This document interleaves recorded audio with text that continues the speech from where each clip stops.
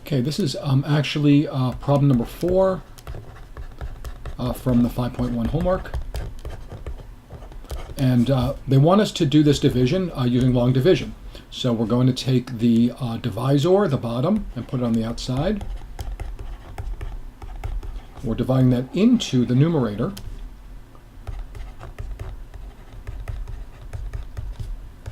So we just have to write it out. Now here's the key. With long division, only look at the first term. I want to make the first term on the outside become the same as the first term on the inside. Just compare first terms. So how do I make a 3 look like a -9? I multiply by -3.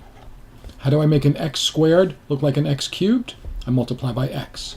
Okay, so the -3 on the x will convert the 3x squared into -9x cubed. The -3 times the 3 will give you the -9. The x times the x squared will give you the x cubed.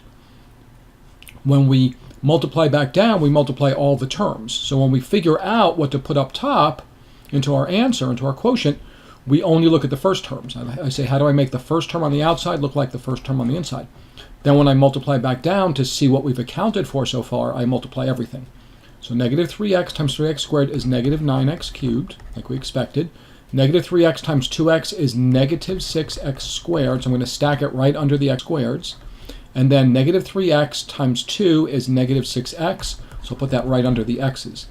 Now, I've already accounted for this much. This already has been taken care of. The -3x in combination with the 3x squared plus 2x plus 2 together, they already account for this stuff. So this stuff's already been done. So I need to subtract it, not add it. I have to take it away because we've already dealt with it. So I subtract it. -9x cubed minus -9 becomes +9. So -9x cubed plus 9x cubed is gone. Okay, that should have happened because we made we put down what was necessary to make the first outside term become equal to the first inside term. So it makes sense that when I subtract, that first term should go away. Now, 9x squared plus 6x squared, because minus on a minus becomes plus. 9 of these guys plus 6 of them makes 15 of the x squareds. Okay, 7 x's plus 6 x's, because minus on the minus. 7 plus 6 is 13 x's. And then I still have a 17 minus nothing. There's no numbers by themselves, so just the 17 by itself is still there. Okay, so now you say to yourself, okay, how do I make the first term on the outside look like the new first term on the inside? How do I make a 3 look like a 15? I multiply by +5. +5 times 3 gives you 15. How much x's do I need? How do I make an x squared look like an x squared? It already does look like an x squared, right? So I don't need to put any more x's into this term. Okay, now when we multiply back down, we multiply everything. So I'm going to get 15x squared, and then 5 times the 2x is 10x. So stack it up right under the x's.